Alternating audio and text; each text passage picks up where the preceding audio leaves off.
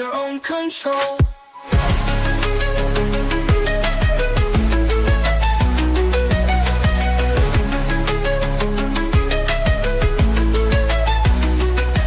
Politicians and celebrities make deals behind closed doors, promises broken, and their income soars. Hidden agendas run the grand parade.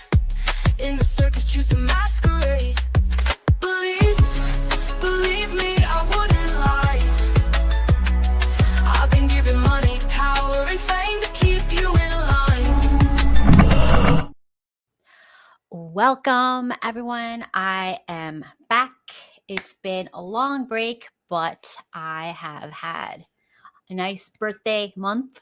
I have had some time with my friends and my family, and I just needed a break. So we're going to be doing some recent top stories and some of my rants for the week. And the first one is we're going to be talking about, I'm going to get to the top story at the end. So if that's why you're here, you're going to have to wait because that is for later. All right. So this is some drama that is going on right now. Let's see if you guys can see it. Okay.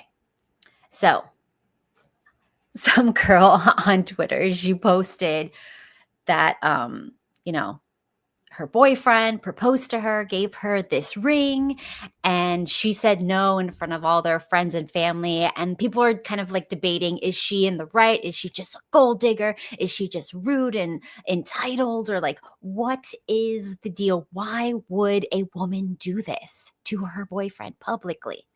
Okay, so, and I know the first initial gut response of every guy online is going to be, she's a gold digger, she's a terrible person, blah, blah, blah, blah, blah, blah, right? It's a little more nuanced than that. Okay. So let's talk about how the ring was presented. Okay.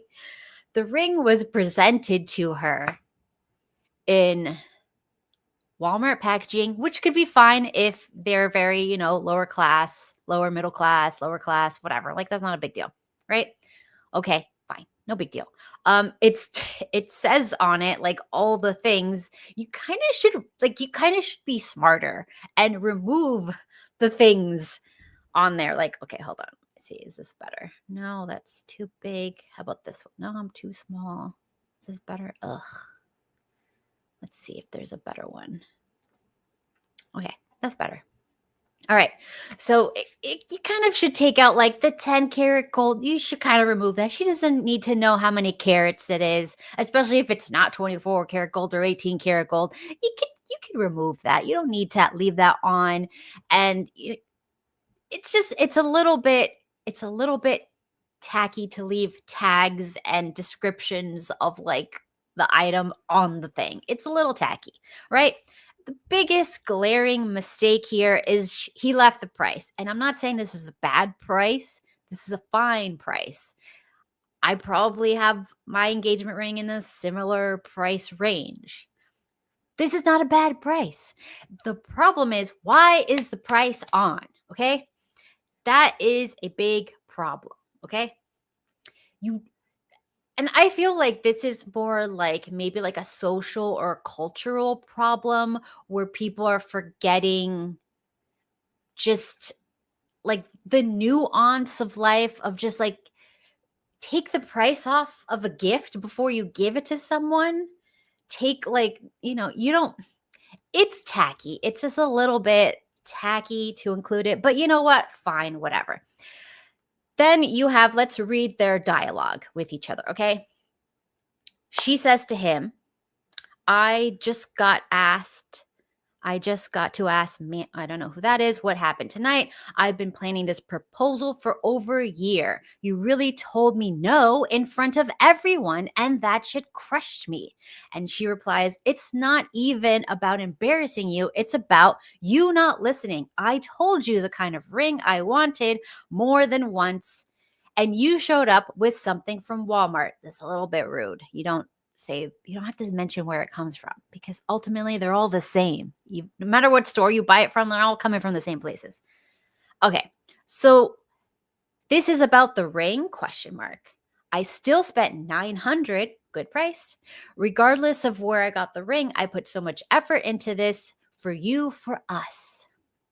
And then she replies, if you knew what I wanted and still chose to do what was easiest, tells me you don't really hear me. And I want to feel chosen, not just proposed to. So then he says, wow, so everything I just did didn't matter to you, huh? And she says, it mattered, but not enough for me to say yes to forever. I'm not sure you're ready for. Okay. So let's just, first of all, she seems rude, but she could be done with him. And when you're kind of done with somebody, you like don't care about being nice anymore, right? So that could be what's going on here. Okay. Now let's move on to somebody else's take. So this is from Daughter of Wolves. Okay. This is her take on it. It's not about the ring. He left the tags on. See, this is a big thing. Big, huge thing. He didn't take her seriously. So if I tell someone I want this type over and over and over, and then you get me another type because that's what you found, and you're like, I'm just going to get anything. Okay, how you do something is how you do everything, right? So if you take the easy way out because you don't want to do effort, you're going to take the easy way out of all things in life. It's going to be like, I didn't feel like it. I'm going to take the easy way out. I don't want to do this. It would be, you got to take the hard way to be a really good person, because people who take the easy way out, they're the type of people who lie, cheat, steal, manipulate. Like, it's downstream. There's a lot of problems with people who take the easy way out of life. People who take their time, do the hard work. Those are people who have more purpose in life. They're on their path. They're like, this is what I want. And they're more trustworthy, respectable, honest people. People who take the easy way out are not. The other thing is, this guy has like zero frame, right?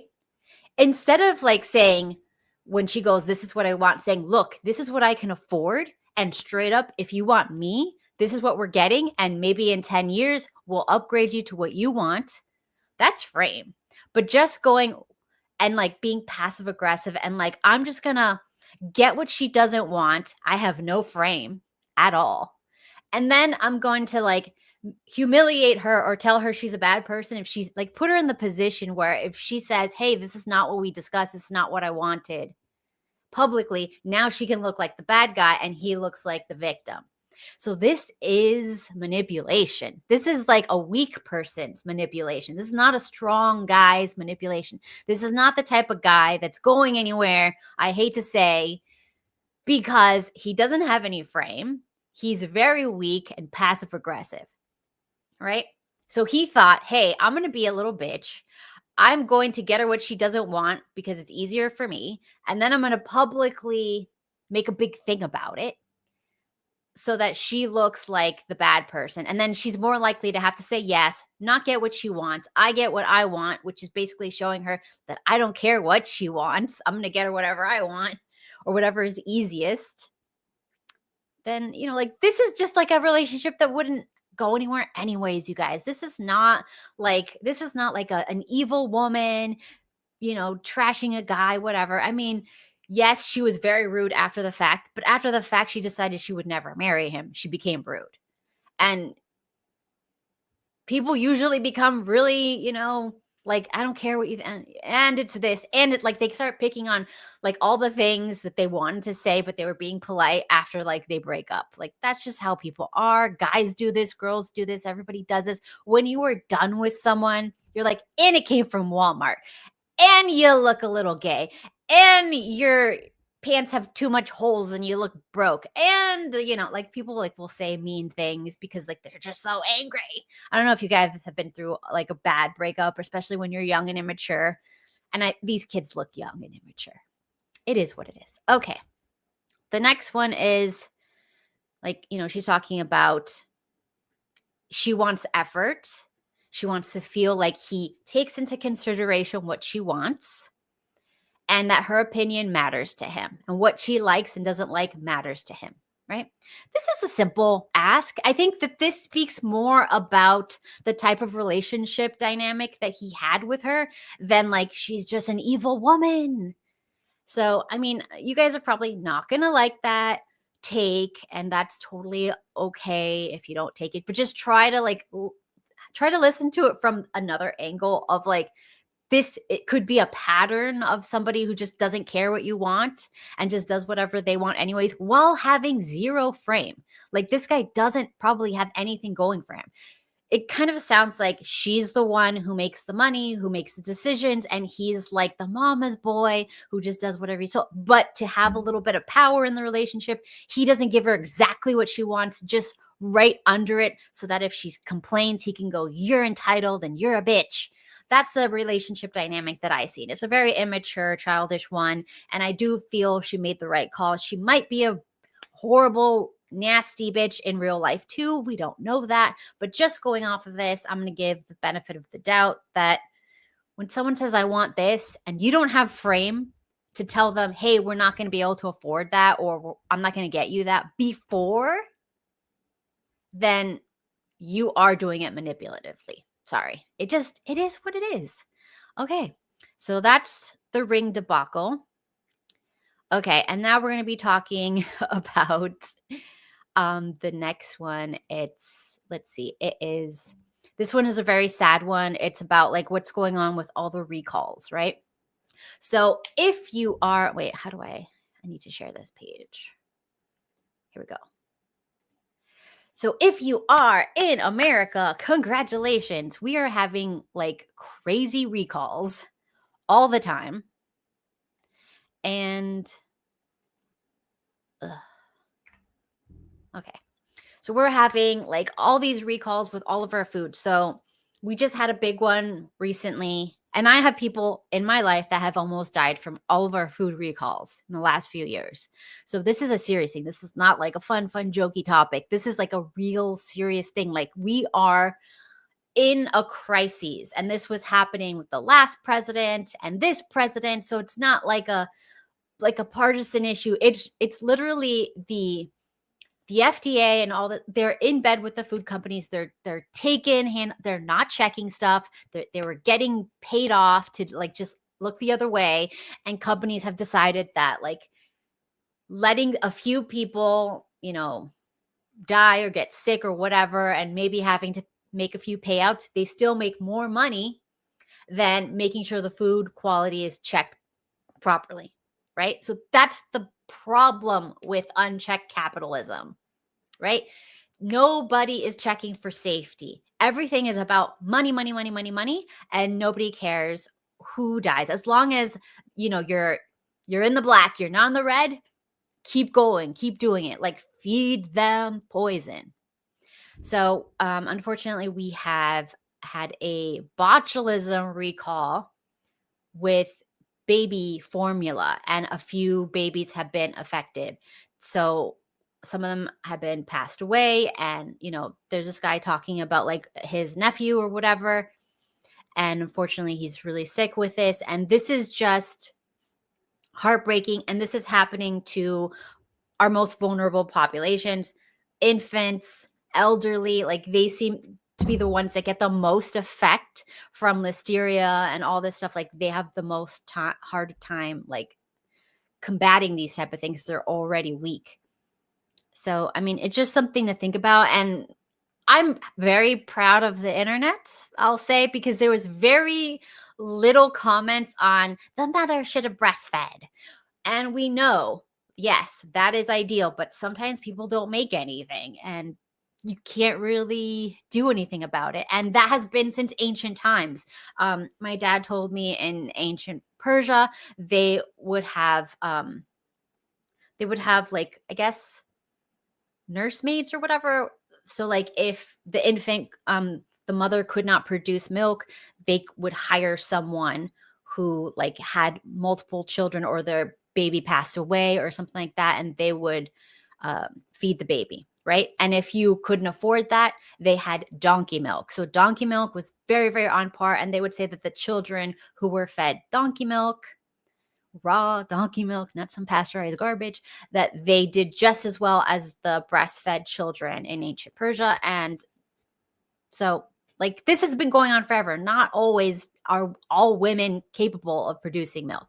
And, this is not a new thing with modern society. This is literally like since ancient times, guys. So let's stop blaming people.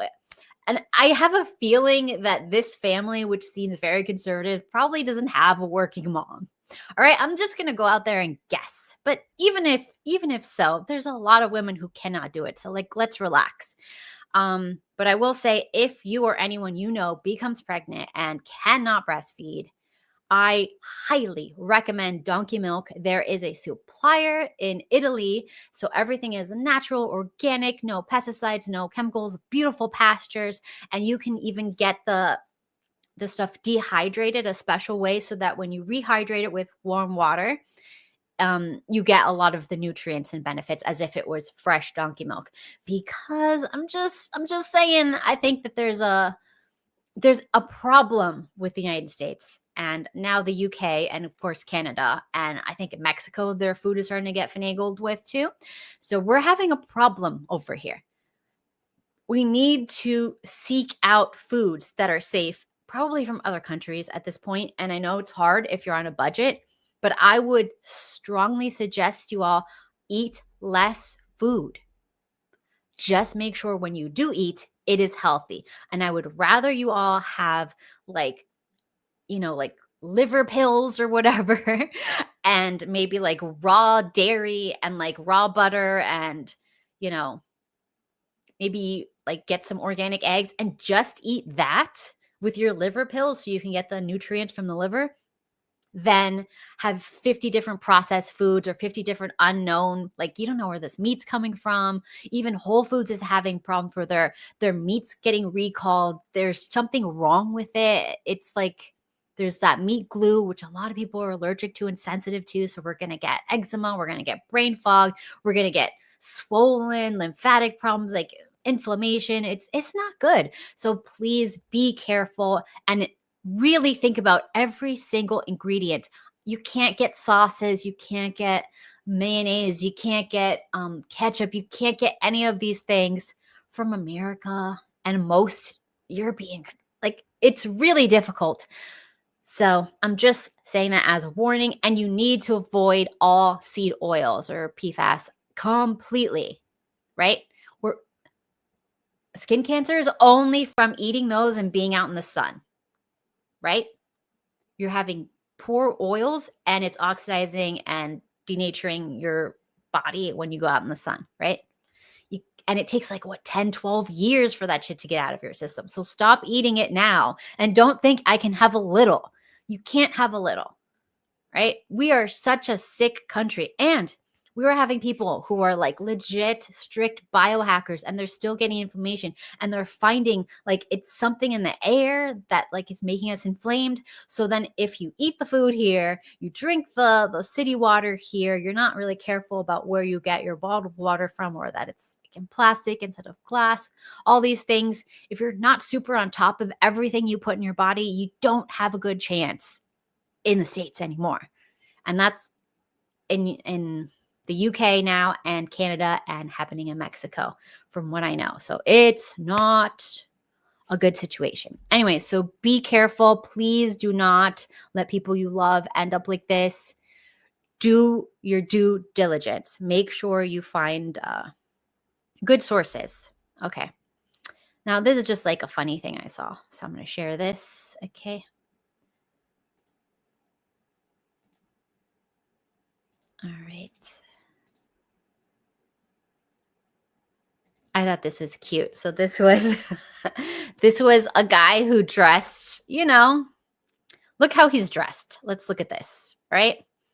And he's there apparently to see Kanye West, or Ye, whatever you want to call him. And Kim thinks he's homeless and gives him free food, which is so hilarious. And and then Kanye comments, "Love the energy, but you look homeless for real." And look, this is just something I wanted to talk about just briefly because I feel like we have to stop dressing like this. This is a problem.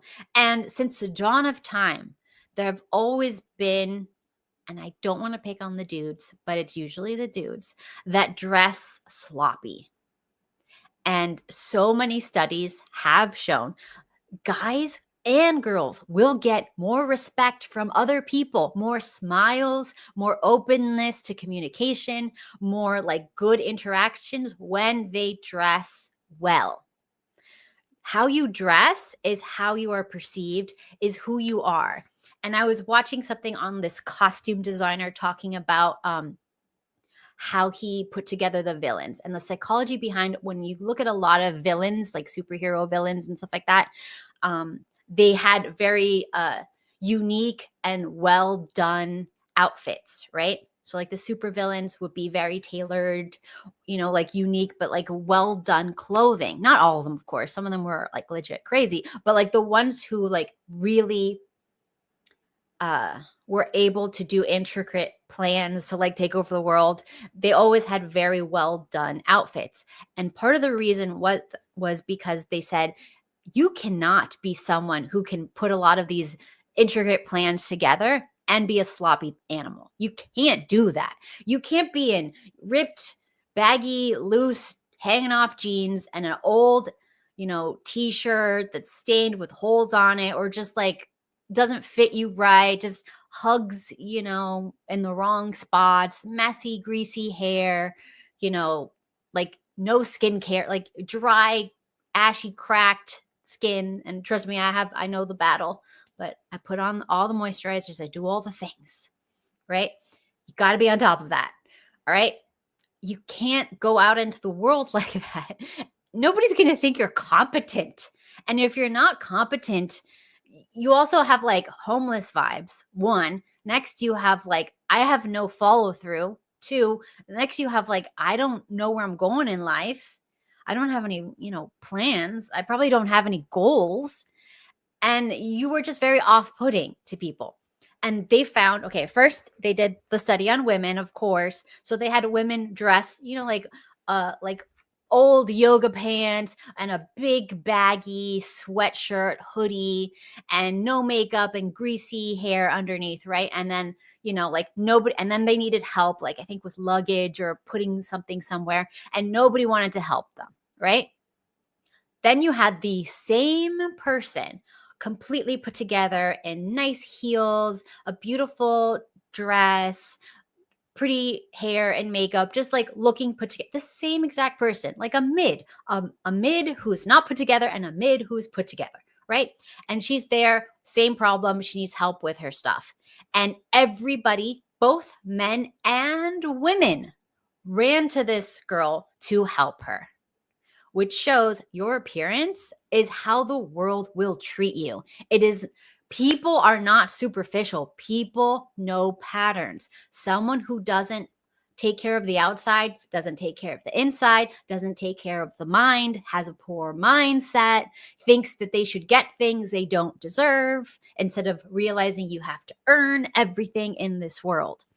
So they did it with men, and the exact same thing happened. Not only did women respond well to them, but other men would clear the way for them, open doors for them, right? So like the more disheveled guy will open doors for the other guy or whatever. And it's just like, this is important. Okay. We have examples that show how important how you are perceived are. It is dangerous to dress sloppy in the world. It is dangerous to dress messy. Okay. So that is my little rant for that. So please, guys, think about it. And this is just like another sad story we will talk about. All right.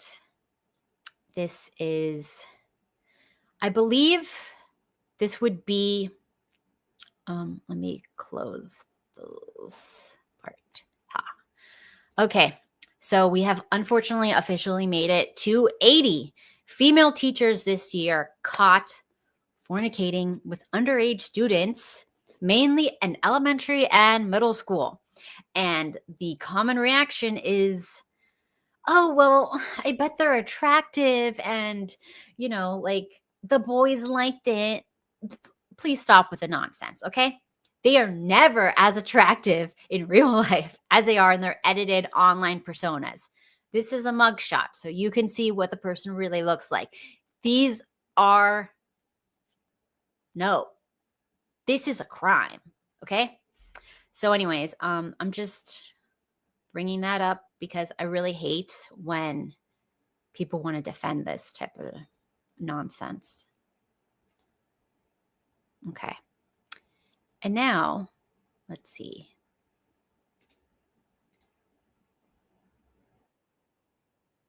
All right. So I'm going to let her describe what is going on. And then, okay.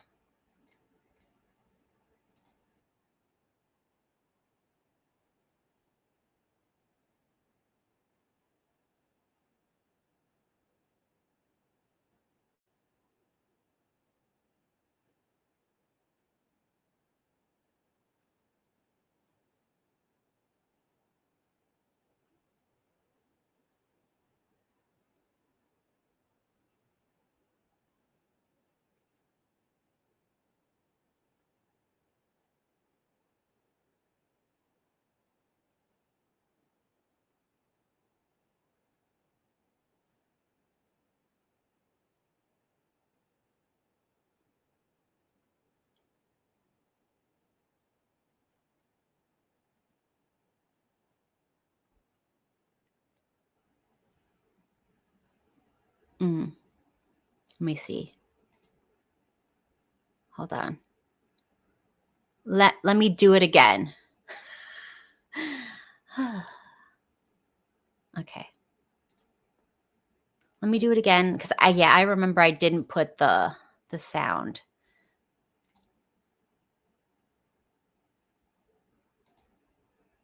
I don't even think it's about the churches. A woman who is calling because she needs a small can of infant formula just to get her baby through because her baby has already missed some feedings. So she starts calling churches. It's a social experiment that is opening all of our eyes. Not really to the fact that every mega church she reaches out to, they cannot get off of the phone fast enough.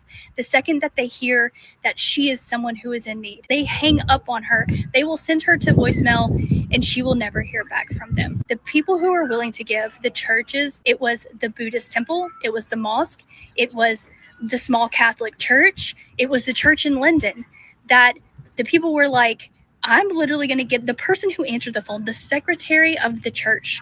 Those were the people who were like, not only I'm going to go do it right now, I'm going to also give you the number to resources where they can help you more if this isn't enough. It wasn't the big churches, it was the small one. And it just proves that the people who have the most financial stability, the people who can absorb something like giving away something for free, are the least likely to help.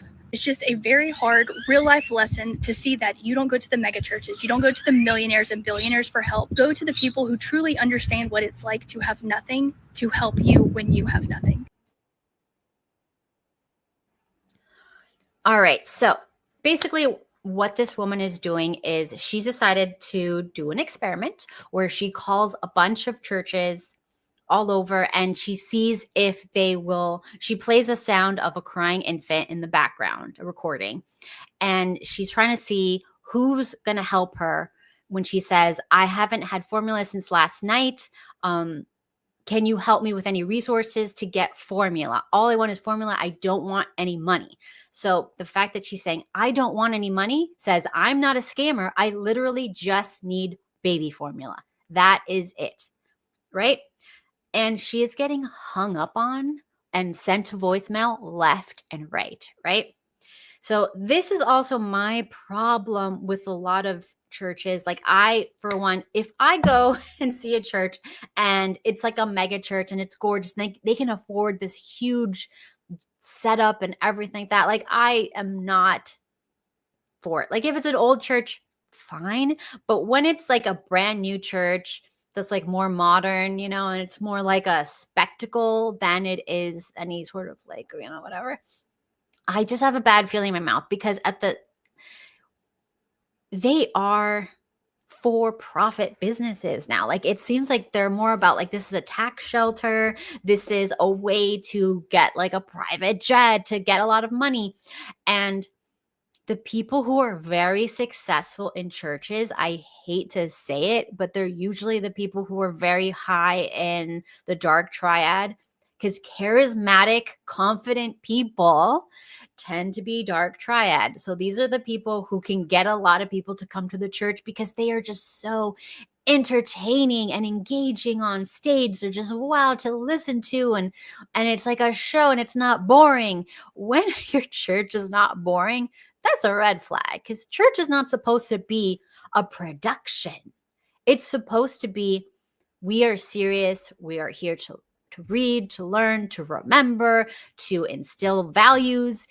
And it's not about like, let's have like this great show and let's throw a bunch of money in the air and start screaming. No, it's about being humble, and I don't know, just like, it's not what these big churches are. And of course, you knew it was going to be like the Joel Osteen big mega churches. You knew they weren't going to help nobody. And a lot of the other smaller Christian churches, they would say things like, you're not a part of our congregation, so we won't help you, which is not really a good look. But then you found the incredibly small rural churches that were not successful churches, right? They always helped. So like, that's something to remember. And Muslim churches, mosques, whatever, they would help too. And then some of the other ones that helped, it was like, I can't help you with the church system, but I will personally go out of my way, meet you, and bring you formula. So that usually was like the person answering the phone, helping, even though like there was really nothing that the church themselves would do. And I knew this right away because I remember donating to a church when I was younger. And then we had a situation where we needed help with something one time. We had maybe donated a couple thousand over the years. We needed one time, one help, and we were just shunned. And then I just kind of like said, I'm done. I don't know. It's just like, they're so, and you see the difference. Like when you have money and you walk into the church, how they treat you. When you have nothing and you walk into the church, how they treat you. It's a for-profit thing now. So I would much rather a small church of 10 people that meet in a guy's living room or an old barn that are actually about that life than like these mega churches that are like all about money and donations and flashy. So this is like not a good look. And it's one of the things that as Christians you have to kind of address, because it's gotten out of hand. They're so for profit now that, is it really what it was? Is it really what it's supposed to be? So I don't know. It's just something to think about. And this is a very important. Also, a lot of the churches that got called out for saying no and being rude, instead of saying, we are sorry, we just didn't have any funds or some sort of like legitimate thing, they came out and say, oh, she's a witch. She's a B word. She's a dirty this. She's like, and I'm like, oh, you're a pastor. Wow. What a beautiful, like, this is not working for you. Because remember, in real Christianity, you are supposed to be tested. You have to, when, like, are you charitable to the people who have nothing to give you? Right? Are you or are you not? And the Muslims, that's a big part of Islam. Like, you have to be, even if you don't like the person, which is really important, you have to be. If somebody comes, if there's a stranger and they are in need, you have to help them. Like, you cannot call yourself a Muslim if you do not help them. It's a huge thing. And I would hear like from my husband when he would go to Muslim people's homes, like even if they didn't like him, they didn't agree with him, they would have to like give him like whatever, make sure like he had more on the plate than they did for dinner. Like it was just like this whole thing, and they really do it. And it has nothing to do with I like you, I trust you, or anything like that. It's just like this is one of the, I don't know, rules of the religion. So if you want to follow this religion, these are the rules. And there's no negotiation. So we need to be considering this before we choose churches. I think we need to start testing them. We need to call them when we have nothing to offer and test their charity. Test them. Are you about this or are you not about this? And yeah, so I'm for this. I think we should all be doing this to test people. And we should also be doing this to test the doctors. Are you about helping people or prescribing stuff so you get kickbacks? Let's test the politicians. Are you about helping people or doing whatever your big donors say? Test everybody. They did not yet. Okay, so we'll see. But I feel like since they already know about it, because they're all like hip to social media, they'll probably be like, always say yes for the next couple months. Because they're like good at marketing and PR and stuff. But yeah, you just have to you have to see. Anyways, so test everyone. And I wanted to say something about let's see. Okay, so there was one Christian church. He was like an Appalachian preacher, very small, tiny little congregation, super cute old man. And he did not just say, we will help you. He said, tell me where you are right now. I will pay for it. I will bring it to you. Tell me what brand, tell me what you need. I will go there to you right this second. And that was the one where she literally almost started crying. And she's like, I just want to say you are the nicest man and God bless you. And then because of that interaction, his church went viral. And they received in 1 week from liberal, non-religious, atheist people $95,000 because he was a good man, right? So let's just look. They tested it, and when someone came through, they rewarded them. And that's how we should be with everyone, right? You're not an honest man if you never have the chance to get away with something. You're not what's it called? Let's see.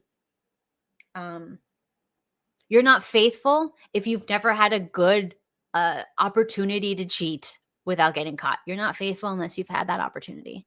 You're not kind unless you've given to someone who can do nothing for you and no reputation and no one would know about it.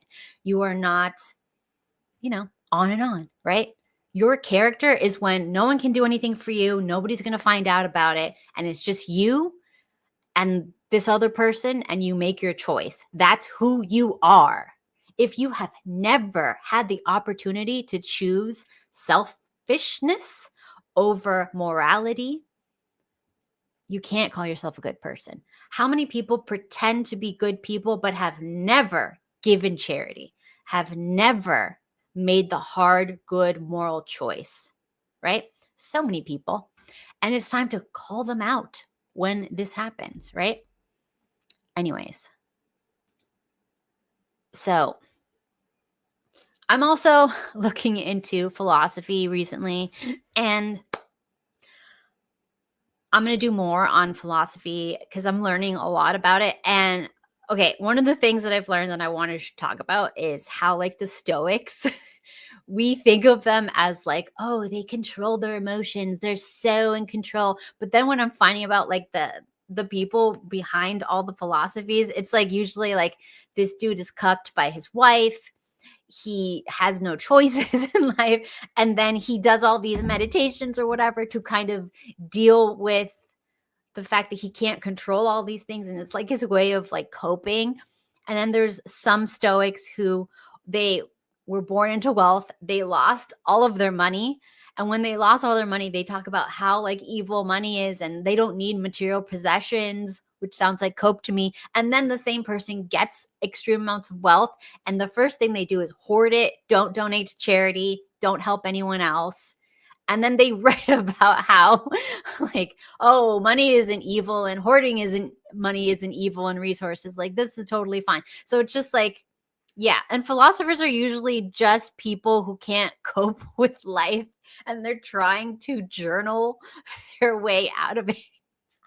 which I think is hilarious. Well, look, this is the thing about that. Choosing the moral choice is not morality, and getting ahead in life are two different things, right? You as a human being have to choose, am I a good moral person, or am I an immoral, do anything to succeed person? Because sometimes the good moral person can be successful. And sometimes the person who'll do anything to get ahead won't be successful, right? So it's just like, you have to make that choice, but don't pretend to be something that you are not. Like, whatever you choose, that's your choice.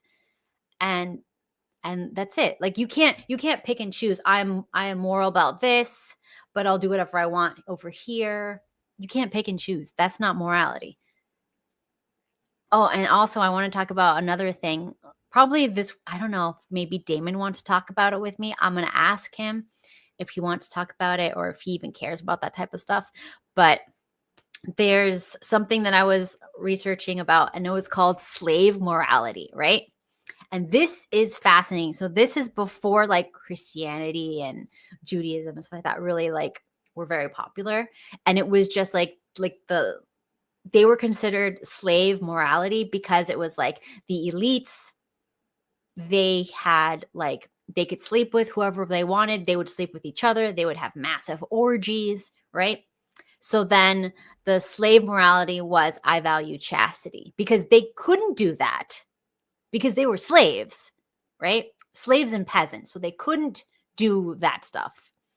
And then the next one was, if you're an elite, you can have endless feasts and you can dine on the most spectacular whatever.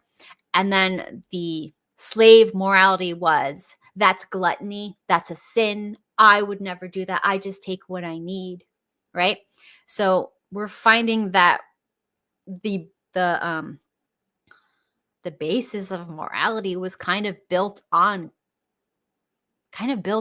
I can't do that, therefore I reject it, which is the same thing as you can't fire me at quit. So I want to talk about that and get into that. And if anyone knows anything about the difference between slave morality and the elite's morality codes at the time, which was, that one was more about like truth. I think it was like truth, justice, and beauty or some crap like that. So if you know about that, like if you were like more in depth into like philosophy, go and message me. And if you want to come on, or if you want to like send me something to read or whatever, like I'm interested in that. I want to do something on that. And yeah, so that is all for today. Oh, I do have this one thing that like this girl posted, and it was like really interesting. This is like on Marcus Aurelius philosophy. I think it's interesting anyways. Okay.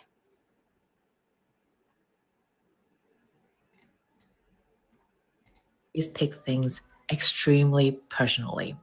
I know people say, don't take it personally, but that's a terrible advice. Marcus Aurelius said, the soul becomes dyed by the color of its own thoughts, meaning that pay attention what leaves mark on you. When someone hurts you, when the tone shifts, when someone breaks a promise, that's data. That's your intuitions documenting reality in real time. The whole world screams, don't take things personally, but that makes you blind. That makes you overload disrespect. That makes you complacent. That makes you miss those micro betrayal when the big one comes. If someone calls you sensitive because you took things personally, good, because it triggered you, because you're paying attention, you're noticing things. You should forgive, but never forget. Okay. So I think we'll be talking about that this weekend. What do you think about what he said? Always listen to micro disrespects, because that is teaching you something. If you get triggered by someone who disrespects you in a way, that is your mind telling you, pay attention to this person. You can't trust them. They don't have your best interest in heart. And sometimes people will make little jokes at your expense. And then if you like get mad or whatever, they'll be like, oh my God, you're so sensitive. But reality is they were doing that to put you down because they secretly have animosity towards you. So it's just like that is more something I think we need to think about. Like, what is the difference between like what is really important for morality?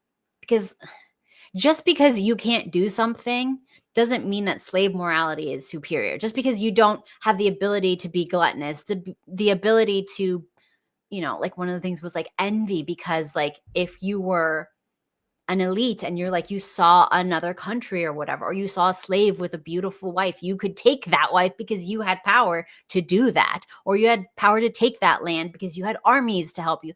But the slave had no power. So they're just like, that is a sin. So I don't look at what anyone else has because I can't get it.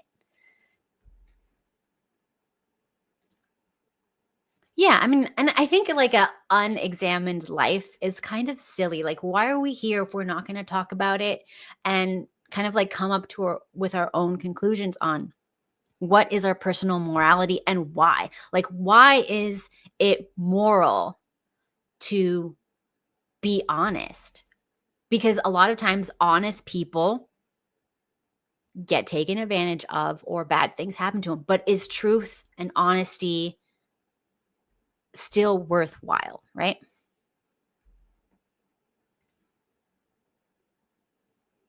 What? Oh my gosh. Anyways, so we're gonna talk about that this weekend. And if you guys have any other topics on philosophy that you want to cover, because I want to do a little bit on some different parts of philosophy in the coming weeks, check out the Discord, message me on there, message me on X, Persian Kitty Cat. And I will see you all next time. And thanks for hanging out. Bye. The old gods whisper with tongues of sin. They crawl through culture to pull you in. Don't be for sale, don't wear their grin. The old are rotten, don't let them win.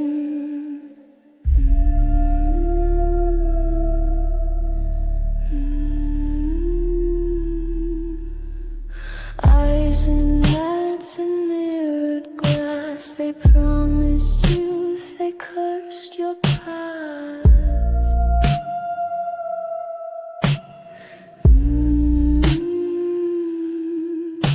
You drank the light.